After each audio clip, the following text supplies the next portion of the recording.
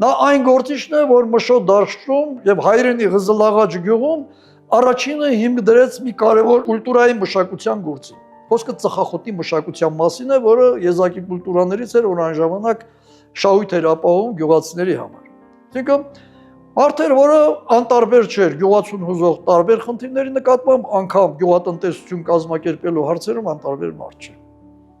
Նրա ազատագրական գործունեության առաջին շրջանը շատ հայտնի չէ։ Կծկլտուր տեղեկություններ կան պարզապես հուշագիրների գործերում, որոնք շատ բան չեն ավելացնում նրա կերպարին։ Բայց Արբենակ Ղազարյան հրայրի գործունեությունը մի կարևոր փուլ է մտնում հատկապես 1891-93 թվականներին, երբ Սասունի հայությունը ստիպված է լինում առաջին անգամ լուրջ բախումների մեջ մտնել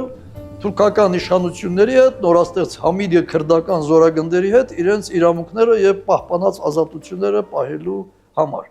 Նախագծի գլխավոր գործընկերն է Կոնվերս բանկը, ֆինանսական աշխարհի ձեր հուսալի գործընկերը։